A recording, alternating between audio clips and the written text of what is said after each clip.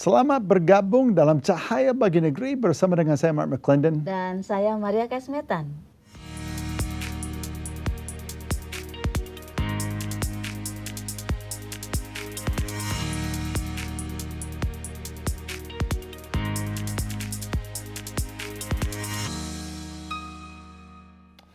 Menjadi kaya adalah impian bagi sebagian besar orang. Dalam kurun waktu 5 tahun sejak tahun 2021 hingga 2026 yang akan datang, diperkirakan orang yang memiliki harta kekayaan lebih besar dari $1 juta akan melonjak 63% menjadi lebih dari 134.000 orang di Indonesia. Demikianlah laporan Teh Wealth Report tahun 2022 lalu. Bahkan ada beberapa orang dari Indonesia yang menjadi bagian dari 2.640 orang terkaya di dunia versi Forbes 2023 yang berasal dari 77 negara. Namun, banyak orang yang berhasil menjadi kaya menghadapi kenyataan bahwa more is never enough. Maksudnya, dengan bertambahnya harta belum tentu disertai dengan rasa cukup. Sebuah artikel yang dimuat di koran Los Angeles Times menyatakan sesuatu yang sangat menarik, bahwa orang kaya justru memiliki peluang lebih tinggi untuk merasa tidak bahagia. Riset tersebut menyatakan bahwa bila aset rumah tangga bahkan lebih dari 10 juta US dollar, rata-rata sang pemilik kekayaan tersebut mulai cenderung merasa tidak bahagia. Mereka mengeluh bahwa harta menciptakan lebih banyak masalah daripada kepuasan. Sepertiganya lainnya mengatakan bahwa mereka terus-menerus khawatir tentang memiliki cukup uang untuk merasa lebih aman. Para responden di semua kategori kekayaan menyebut bahwa merasa perlu memiliki harta 2 kali lipat dari yang mereka sudah miliki. Nah, pada saat yang sama Indonesia semakin banjir dengan ajakan untuk mengupgrade lifestyle kita. Itu udah pasti. Kita terus diajak untuk mengejar yang lebih bagus, yang lebih mewah, yang lebih mantap. Masa kini orang bisa saja tampil kaya, namun tanpa harta. Mudahnya mendapatkan kredit membuat banyak orang bisa mendapat kenyamanan dan pandangan positif dari komunitasnya, namun seringkali itu menjebak mereka di kemudian hari. Seorang financial planning expert, Rista Swestika, menyatakan bahwa puluhan ribu orang usia 19 sampai 34 tahun memiliki pinjaman mencapai 26 triliun rupiah. Menariknya, tujuan pinjaman tersebut adalah untuk kebutuhan konsumtif seperti belanja online, wisata, menonton konser. Kelihatan kaya, namun uangnya berasal dari hutang.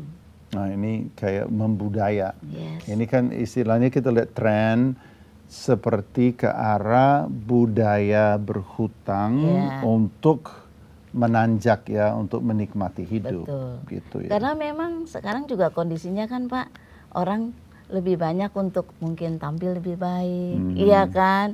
Dengan semua pengaruh media juga sangat berpengaruh besar Pak, untuk orang punya lifestyle seperti itu. Dan itu bukan hanya untuk orang menengah, tetapi juga orang yang papan atas, sekalipun cuma mungkin lain ininya ukuran nilai ya. Betul sekali. Tapi menarik, saya baru-baru ini ada seorang Tucker Carlson di Amerika, dia kayak influencer berita media yang sangat terkenal sekarang. Dia sempat nyeletuk seperti ini baru minggu lalu. Dia dalam interview di sana dia bilang gini, saya tidak pernah berjumpa dengan orang yang tujuan hidupnya adalah untuk menjadi kaya, yang menjadi baik pasti jadi jahat.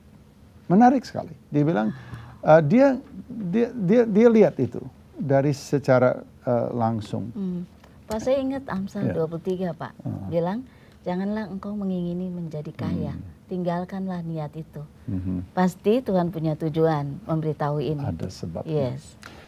Realitanya adalah orang ingin kaya tanpa mengerti tujuan dari kekayaan tersebut. Rupanya kekayaan bukan sinonim dengan kebahagiaan.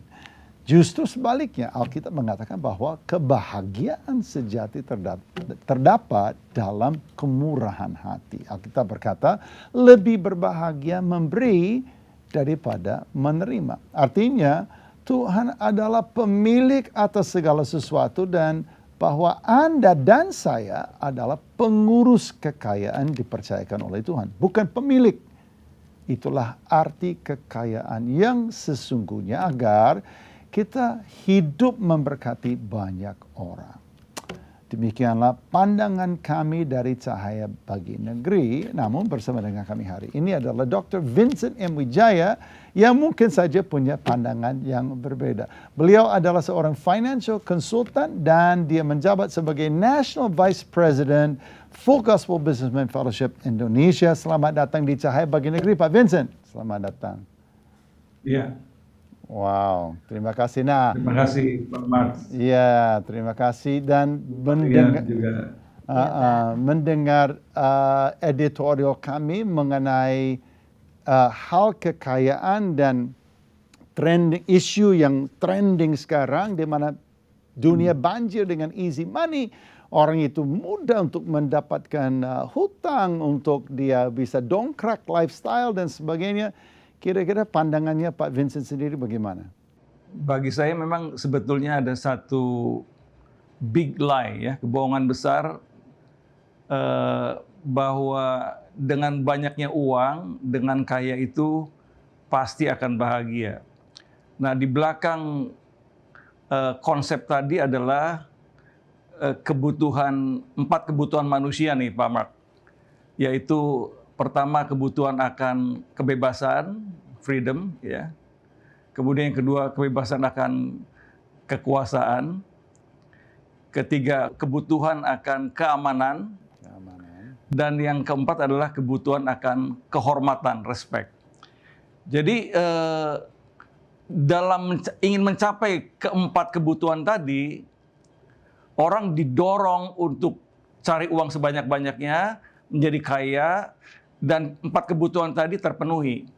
Nah, tapi itu sebetulnya adalah di belakang itu ada big lie, kebohongan besar. Karena orang kaya itu belum tentu bahagia. Yang tadi dikatakan oleh Pak Mark dan juga yang kita ketahui di dalam Injil adalah orang yang berbahagia itu definisinya Tuhan Yesus adalah yang mendengar dan yang melakukan firman. Itu orang yang paling berbahagia tuh. Oke. That's my opinion. Nah, jadi semacam berarti kekayaan itu sendiri adalah semacam fata morgana ya Pak ya. Kita seakan-akan itu oasis ya, seakan-akan itu adalah pulau keselamatan kalau saja kita mencapai. Tetapi Pak, sebenar-benarnya adalah orang tidak pernah ada rasa cukup bahwa seberapa kayanya dia, masih dia merasa bahwa kalau dia lebih kaya atau dia lebih berkuasa atau dia lebih dapat sesuatu, maka mungkin di situ baru dia akan rasa bahagia.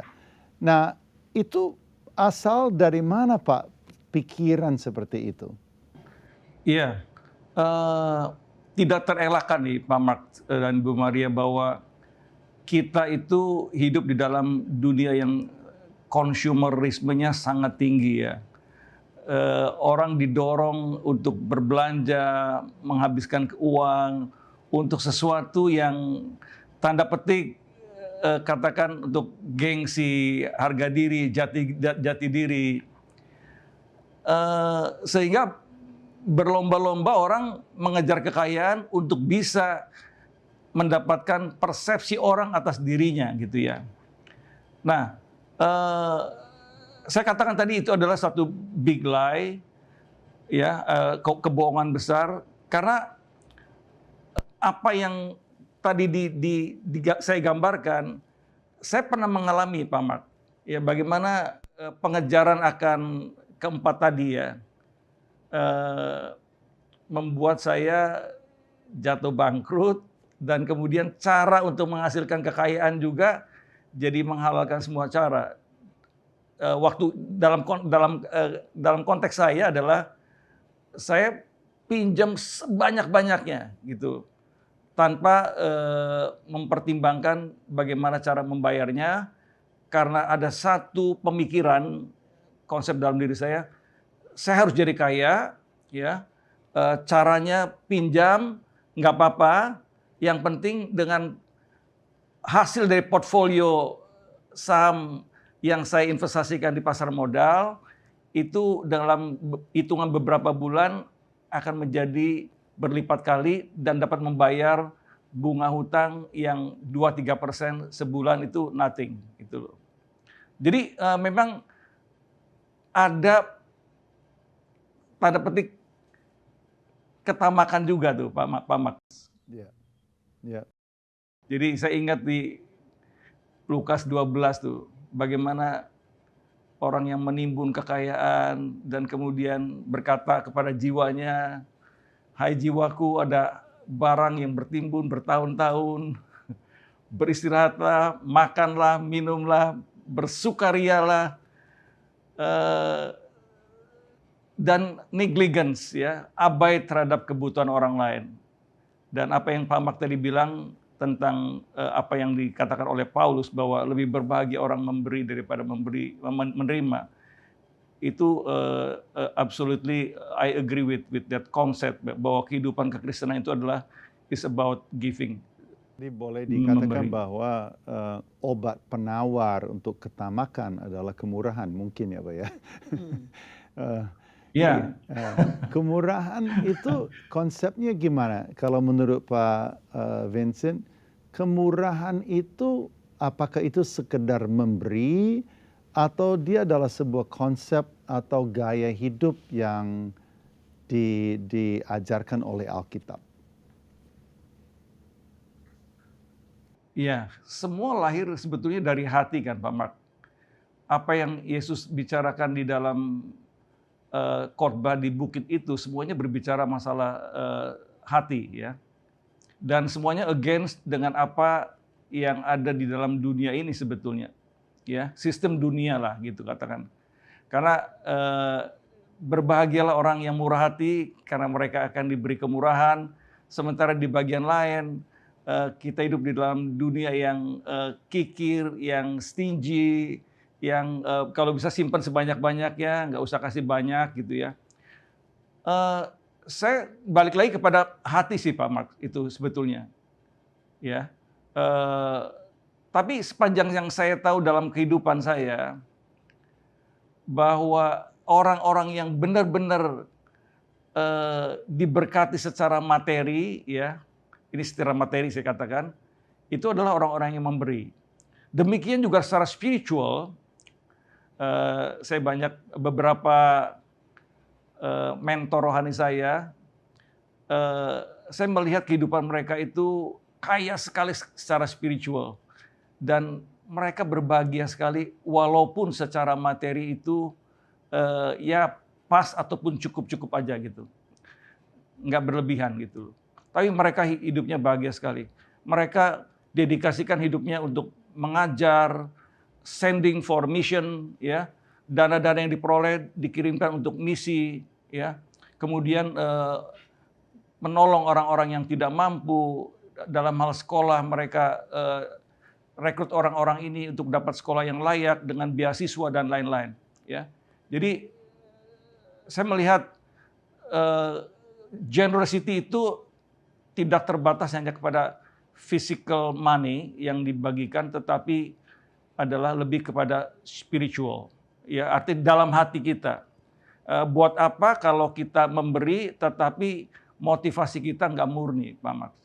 Betul. Ya. Jadi berarti orang juga bukan saja untuk orang kaya, siapa saja, setiap kita diajarkan hal yang sama, yaitu hidup dengan murah hati. Ini menarik sekali ya Pak ya. Ada juga satu penelitian yang dilakukan di Amerika beberapa tahun yang lalu. Ternyata bahwa orang yang paling berbahagia di sana adalah orang yang mendapatkan penghasilan yang menengah. Jadi orang yang dapat penghasilan di bawah 100.000 US dollar, ya, kalau nggak salah 75.000 US dollar, itu adalah sektor rakyat Amerika yang paling berbahagia. Menarik sekali ya. Jadi saya lihat, wow, ini firman Tuhan luar biasa untuk setiap kita, bukan soal kita punya uang atau aset atau kekayaan seperti apa. Setiap kita obat penawar ketamakan, obat penawar untuk keangkuhan hidup, ya, keinginan untuk dihormati adalah sebenarnya menjadi murah hati. Kira-kira menurut Pak Vincent, saya masih ada 1 menit lebih. Mungkin dari Pak Vincent bisa kasih kita apa yang harus kita lakukan sebagai orang percaya untuk mengamankan diri kita dan keluarga kita daripada jebakan-jebakan ini dalam kehidupan kita. Ya, yang pertama tentunya waspada dan berjaga-jaga terhadap ketamakan ya. Ketamakan bisa mampir di setiap orang dalam segala lapisan, termasuk pendeta-pendeta besar juga ya. Kemudian yang kedua, senantiasa rendah hati bahwa apapun yang kita terima itu sebetulnya sumbernya kan dari Tuhan, Pak Mark. Ya, berkat Tuhanlah yang menjadikan kaya, susah payah tidak akan menambahinya, itu seperti di dalam Amsal 10 ayat 22. Nah, kemudian yang ketiga, senantiasa mengucap syukur bahwa hidup kita itu diberkati Tuhan dan sudah selayaknya bahwa atas berkat itu kita bagikan kepada orang lain. Sebetulnya rumusan untuk kikir ataupun tamak sebetulnya adalah hati yang mau berbagi. Ya, jadi seperti anggur yang tercurah dan roti yang terbagi, itu sebetulnya rumusan untuk kita terhindar dari kehidupan yang berfokus kepada diri sendiri, self-centered. Luar biasa. Wow. Itu Pak Vincent, kira-kira. ya, itu nasihat yang sangat bagus. Saya catat, istri saya catat, juga anak-anak saya juga saya akan sampaikan pesannya.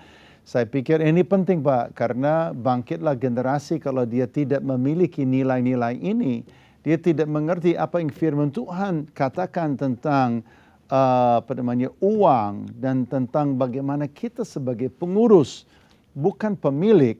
Yeah. Saya pikir bahwa kita akan lihat di depan, kita akan lihat generasi yang tidak memahami, ya, yang tidak pada akhirnya mewakili Kristus di bangsa kita. Pak Vincent, terima kasih banyak waktunya. Nanti lain kali kita akan berjumpa kembali. Thank you, Ibu Maria. Tuhan memberkati. Terima kasih, Pak Vincent. Luar biasa. Jadi yang saya dapat tadi dari Pak Vincent itu sebenarnya, wow, bahwa ini sebenarnya rumusannya yang dia bilang itu sangat sederhana. Betul. Nggak ada yang rumit di situ, nggak ada yang very sophisticated. Betul. Ya, dia sangat simple. Ya. Bahwa, dan ini satu hal ya, Yesus kan kita pengikut Kristus. Yesus itu hidup, membagi hidupnya, memberi dirinya, memberi apa yang ada padanya kepada orang, kepada semua orang. Betul. Seharusnya kita pengikut Kristus, ikut apa yang dia lakukan. Exactly. It's like, jangan sampai kita pengikut Kristus arogan, tamak, hidup untuk diri sendiri, nggak mau mikirin orang lain. Ini jauh sekali daripada apa yang diajarkan oleh Yesus sendiri. Wow, amazing interview with Pak Vincent. Ingin cepat kaya membuat Yohanes Andi Firmanto menghalalkan berbagai cara demi berhasil. Bagaimana kisahnya? Saksikan video berikut ini. Saya adalah seorang yang dengan antusiasme ingin sukses. Ingin mendapatkan jalan sukses secara instan. Dan sukses melalui pemikiran saya sendiri. Tapi setelah saya terjuni, semuanya itu sia-sia. Malah yang ada hanya jatuh, tergulung-gulung.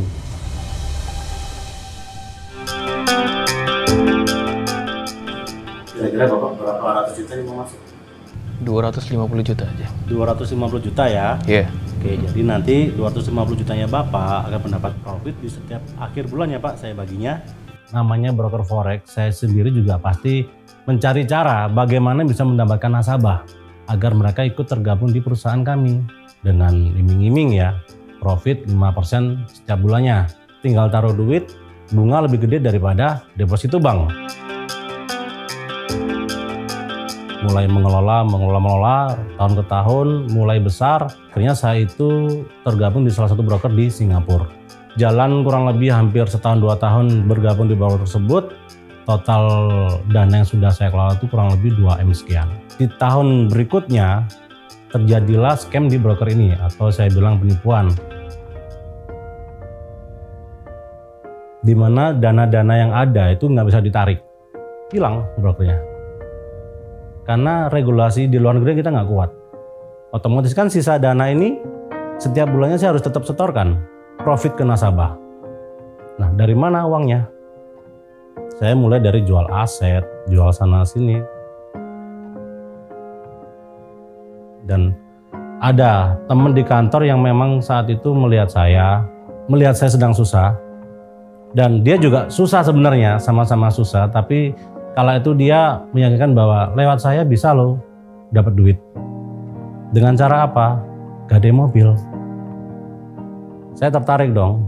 Wah, bisa nih. Kayaknya bisa diputar lagi untuk bisa nutupin jatahnya para nasabah yang selama ini tertunggak. Namanya seperti bola salju ya. Semakin menggelinding gede, akhirnya meledak. Pihak dari rental mencari saya, pihak dari penada nyari saya, dari pihak penada intinya mau bunuh saya aja. Tiap kali bangun tuh yang ada isinya ketakutan loh. Bangun ada orang ketok pintu, aduh, jangan-jangan lagi, depresi gitu loh.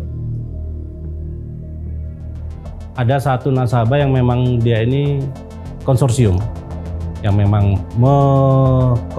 mengkolek dana-dana dari teman-temannya. Ketika saya datang ke rumahnya, Jo, saya nggak mau tahu, uang saya harus kembali.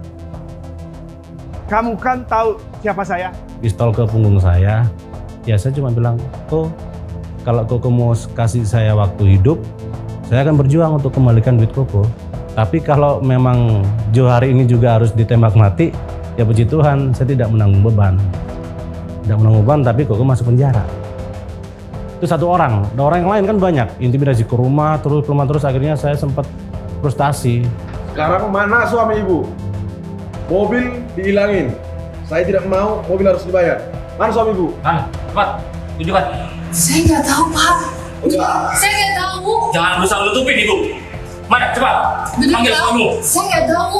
Istri memang sempat marah. Istri sempat kecewa. Tapi kan dia tetap mendoakan. Dia mau komit bahwa apapun dan gimana pun suamiku, ini pilihanku. Aku harus tetap menerima. Dan apapun yang terjadi, ini sudah pilihan. Di mata istri, di mata tetangga, orang lihat, ini kok disatroni orang mulu ya. Jadi ini kan sebenarnya siapa sih dia ini? Ya itu yang membuat saya kayak nggak punya muka. Tengah tekanan, di tengah teror, salah satu teman yang menginformasikan bahwa lu lebih baik kabur dari sini. Jangan di Malang dulu, jangan di kota ini. Ini kota mungkin bisa jadi tempat meninggalmu secara konyol.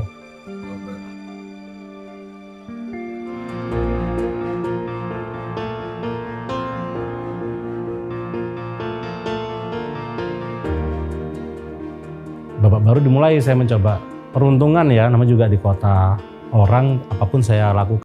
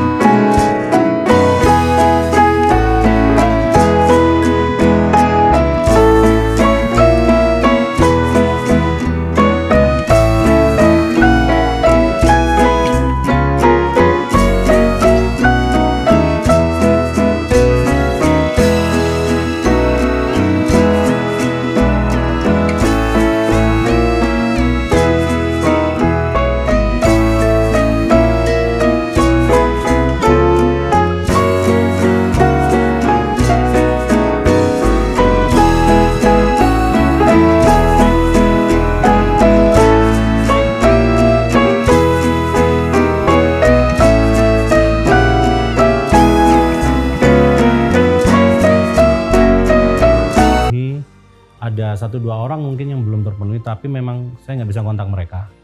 Anda yang pernah saya sakitin dan belum selesai menonton acara ini, boleh hubungi saya.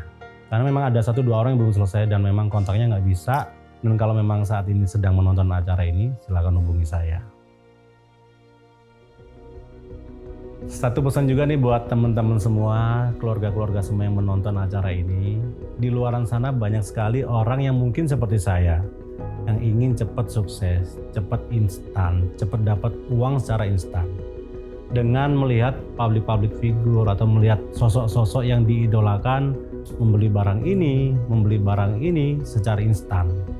Tapi percayalah, itu semua bukan jalan kesuksesan. Kesuksesan hanya bisa didapat melalui sebuah proses. Jadi stop berpikir sukses itu instan, mulai diubah cara pikir. Sukses itu adalah proses. Nikmati prosesnya, maka kesuksesan akan kamu dapat.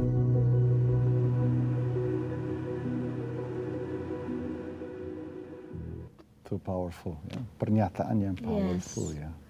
Sebenarnya dalam kerajaan Allah selalu itu mengacu kepada proses. Jalan pintas dalam kerajaan Allah hanya adalah ketaatan, pengenalan akan Tuhan. Ya, betul gitu, sekali.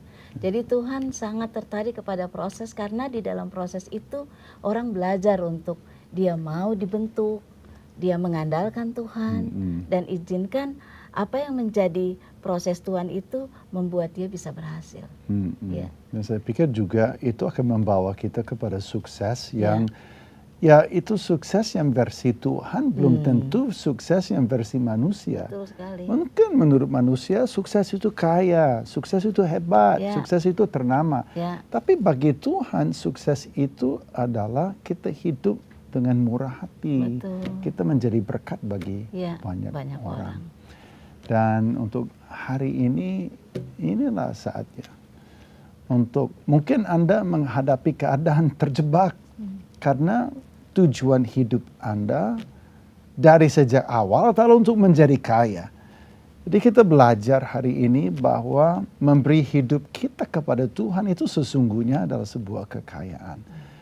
Dia akan menuntun dan dia akan mengajar. Firman Tuhan tidak pernah mengajar kita untuk mengejar kekayaan. Amsal pasal 13 ayat 11 mengatakan, harta yang cepat diperoleh akan berkurang.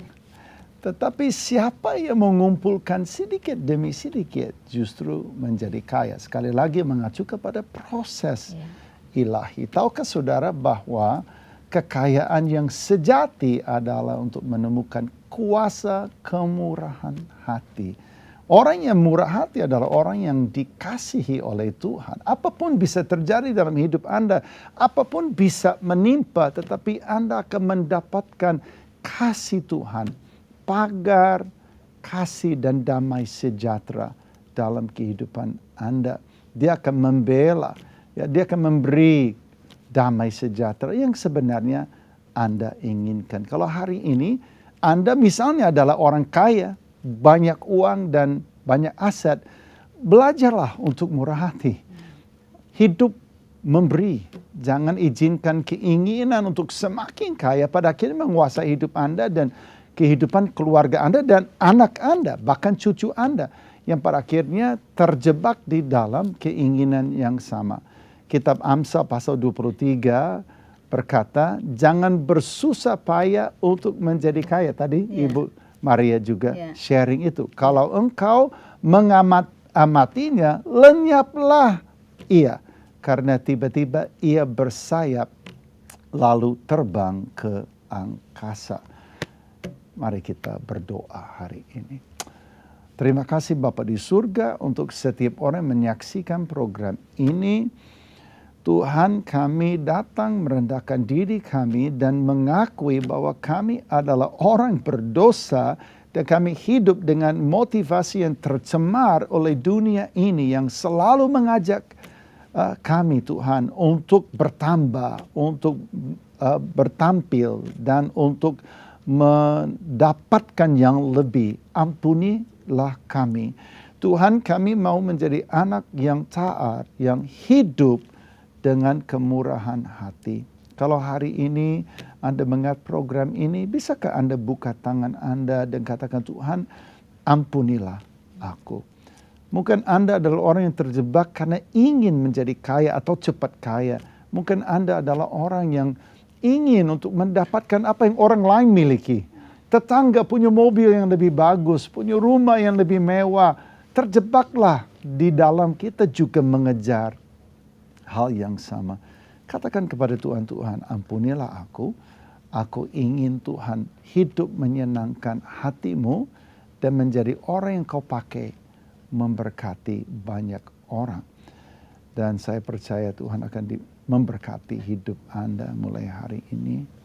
Mungkin Anda belum pernah percaya Yesus. Saya ajak Ibu Maria, mari kita berdoa buat setiap orang yang mungkin belum pernah percaya Yesus tapi hari ini mendengar Injil. Saya mau mengajak kita semua yang hari ini dijamah oleh Tuhan, tetapi belum pernah mengambil keputusan untuk menjadikan Yesus sebagai juru selamat. Mari angkat tanganmu, izinkan Tuhan memberikan pesan di hatimu bahwa Dia mengasihi engkau. Mari bersama kita berdoa. Tuhan Yesus, aku orang yang berdosa. Aku perlu Engkau Tuhan. Dan aku mengambil keputusan menjadikan Engkau sebagai Tuhan, sebagai juru selamatku. Ampuni aku atas segala kesalahanku. Dan aku percaya pada waktu aku mengambil keputusan, Engkau setia dan adil. Hari ini keselamatan menjadi bagianku. Terima dengan iman dalam nama Tuhan Yesus. Amin. Bukan suatu kebetulan kalau saat ini Anda menyaksikan tayangan Cahaya Bagi Negeri. Anda orang yang dipilih Tuhan. Dan hari ini Anda tidak sendiri. Ada sahabat-sahabat doa yang bersedia mendengarkan keluh kesah Anda. Mereka tersedia 24 jam, 7 hari dalam seminggu. Layanan doa CBN tersedia untuk Anda. Ceritakan segala pergumulan Anda. Kapanpun Anda bersedia untuk menyampaikan, kami ada untuk Anda. Kami tersedia untuk selalu mendoakan Anda. That's amazing ya. Bahwa kita ada call center 24 jam per hari, 365 hari dalam setahun. Orang yang bisa hubungi, dan memang counselor-counselor kami itu sahabat doa. Memang mereka merasa terpanggil untuk melayani orang-orang. Jadi bukan orang bayaran yang sekedar melayani customer service. Tapi mereka dengan hati yang merasa terpanggil untuk itu, untuk hidup menjadi berkat dan menolong banyak orang. So that's very beautiful. Jessica, anak berumur 11 tahun dan hidupnya diubahkan oleh Tuhan saat dia bergabung dengan School of Life. Bagaimana kisahnya? Mari kita saksikan. Shalom, perkenalkan nama saya Jessica Indriani. Aku sering dipanggil namanya Cika. Kak, beresin dulu rumah. Mama sering suruh Cika untuk kayak nyuci piring, nyapu rumah, nyapu halaman depan. Tetapi aku maunya sering main-main aja sama teman-teman.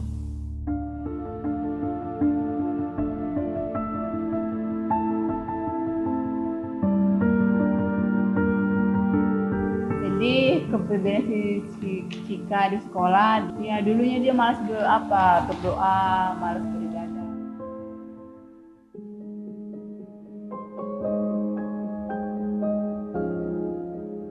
Ya sejak ikut sol, dia sudah ada perubahan kan. Doa, rajin di rumah, rajin bantu orang tuanya gitu ya.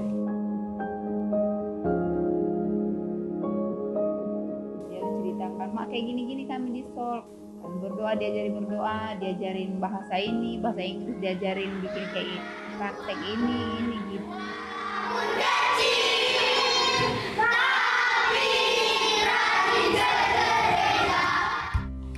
Aku senang ikut Sol karena aku punya banyak teman, gurunya baik-baik, dan aku jadi sering berdoa, sering ke gereja, dan sering baca Alkitab. Dan saat saya memberi materi mengenai lingkungan, memberi perumpamaan tentang semut yang rajin bekerja. Ayo, semut aja rajin, masa kita kalah sama semut? Di situ saya terus tersadar, kan semut itu rajin. Jadi saya mau mengikuti semut untuk lebih rajin lagi. Kemudian saya melihat ibu kelelahan membersihkan rumah. Lalu di situ saya langsung tegas untuk membantu. Perasaan saya melihat Cika saat ini senang, banggalah, udah ada perubahan. Sekarang dia udah mulai mau bantu saya di rumah tanpa disuruh, tanpa dibilangin. Saya merasa berterima kasih kepada Sol sama guru-guru Sol juga yang udah mengajari Cika. Semoga makin sukses lah ke depannya. Terima kasih CBN, terima kasih Sol. Terima kasih. Dadah.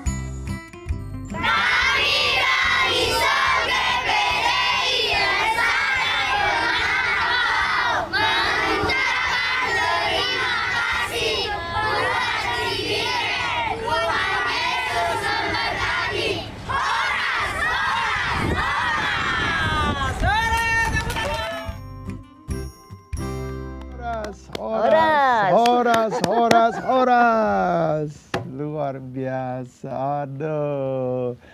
Itu kita dengar mereka bilang kami dari Sol. Sol itu School of Life. Saya suruh gak boleh bilang Sol, harus bilang School of Life. Tapi udah mendarah daging, udah di mana-mana. Jadi Sol.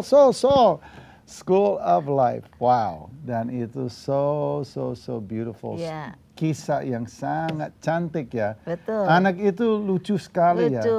Aku mesti Semut belajar aja, dari semut. Semut aja rajin. Ya. Nah itu kesederhanaan anak. Ya. Makanya kita harus ingat bahwa kalau kita mau ubah manusia mulai dari sejak dia umur kecil. Bersama dengan kami sekarang sudah tersambung Ibu Hotmian Situmorang selaku tutor dari Jessica, juga mitra gereja kita, sekaligus Ibu Gembala dari GPDI El Shaddai Batubara, Sumatera Utara. Selamat bergabung Ibu Hotmian, apa kabar Bu? Selamat bergabung Pak Mat. Oh ya. Kabar baik, Tuhan Yesus memberkati. Nah, Ibu boleh cerita nggak sedikit mengenai School of Life, Ibu? Ada berapa anak di situ dan sudah berapa lama Ibu membuka sanggar belajar ini?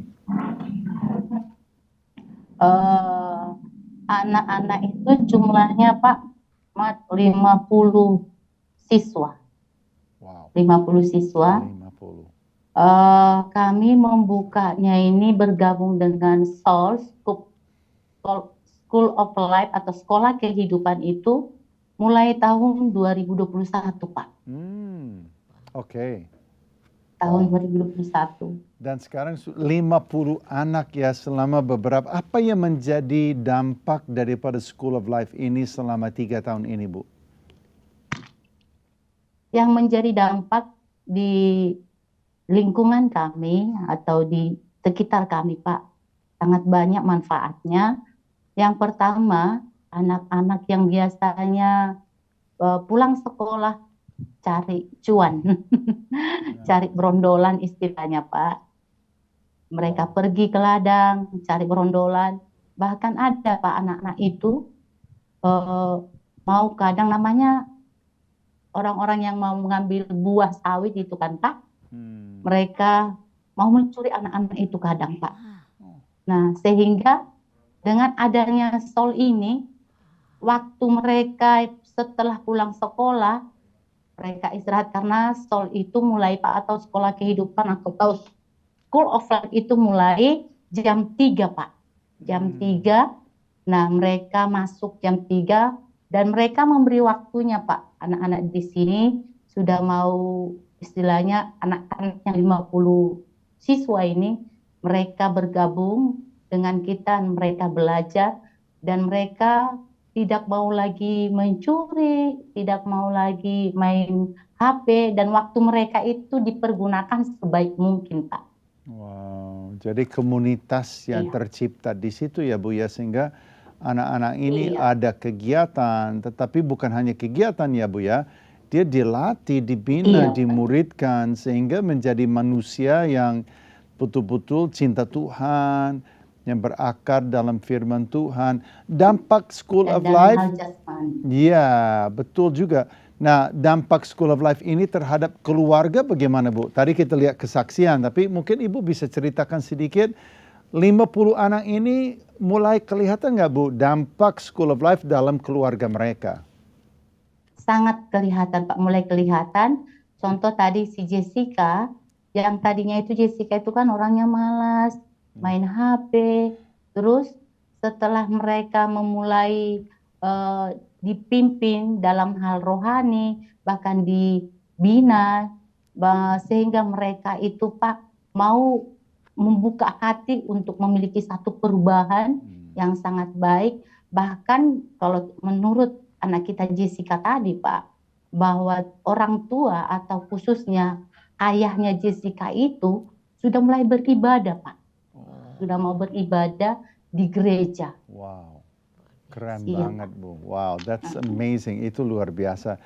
Lalu Bu, apa kira-kira membuat Ibu merasa bermitra dengan CBN itu menjadi satu jawaban, doa, atau satu terobosan buat gereja GPDI di sana Bu? Alasan bagi kami sebagai mitra CBN itu Pak, karena ketika kita bermitra dengan CBN, karena kita tahu CBN itu fokusnya pada generasi anak Pak. Yeah. Itu salah satu terobosan bagi kami karena ketika kami melihat di lingkungan kami Pak, bahwa sudah susahlah untuk membina para orang tua, sehingga lewat anak-anak inilah yang harus kita bina atau yang harus kita pimpin, kita latih imannya supaya mereka itu di kemudian hari menjadi orang tua yang takut akan Tuhan. Tidak seperti, maaf ya Pak ya, tidak seperti ayah-ayahnya yang hanya istilahnya nongkrong di kode tua gitu Pak. Wow, luar biasa. Ibu, apa yang menjadi harapan Ibu ke depan? Doa Ibu untuk komunitas di mana Ibu layani. Bisa Ibu ceritakan sedikit saja? Doa kami sebagai hamba Tuhan ya Pak, supaya daerah kami ini dipulihkan Tuhan dari hal-hal yang membuat mereka malas beribadah, yang memiliki keterikatan, dagingnya terlalu besar, bahkan nafsunya terlalu besar untuk tidak mau beribadah. Sehingga doa kami supaya masyarakat yang ada di daerah kami ini Pak, cinta akan Tuhan, mengasihi Tuhan. Itu salah satu doa kami, kerinduan kami kepada Tuhan, supaya daerah kami yang ada di masyarakat desa Pematang Rambai ini diberkati Tuhan, bahkan mereka mau menjadi keluarga-keluarga yang membangun mezbah bersama dengan keluarganya gitu. Wow. Demikianlah dari Ibu Hotmian, seorang ibu gembala dari GPDI El Shaddai Batubara. Dan Ibu, doa kami sinonim dengan doa Ibu. Kami sepakat dan berdoa bahwa kerajaan Allah datang dan kehendak Allah jadilah atas daerah itu dan atas umat anak Allah yang ada di sana. Tuhan Yesus memberkati. Terima kasih Ibu bergabung dengan kami. Terima kasih Pak. Wow. Luar biasa. That lady, Ibu itu luar biasa ya. Ya.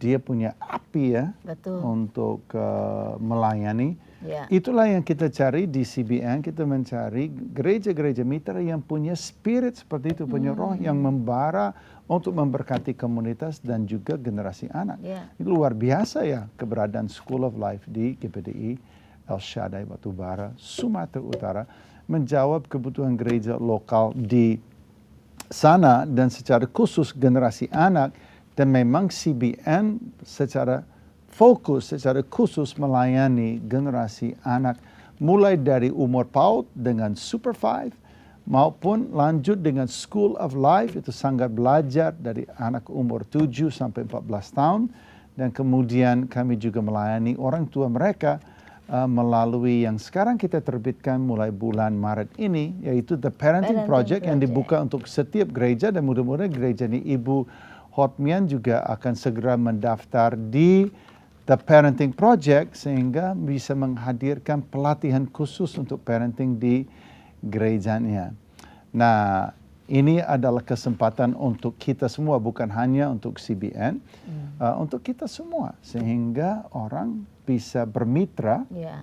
Dan waktu ada orang yang bermitra, berarti CBN bisa terus mendukung gerejanya Ibu Hotmian dan juga gereja-gereja lain. Sekarang ada 79 lokasi School of Life. Wow, banyak Sebenarnya kami ingin tambahkan lokasi, tetapi untuk tambahkan lokasi diperlukan mitra yang bergandengan tangan dan berdonasi. Jadi Anda bisa ada QR code di layar, Anda tembak QR code itu, Anda pergi ke form pendaftaran sebagai mitra CBN, daftar dan beri dengan kemurahan hati. Tidak berarti Anda kaya, tidak berarti Anda super kaya atau punya uang banyak. Apa yang bisa Anda beri, berilah mulai dengan apa yang ada di tangan.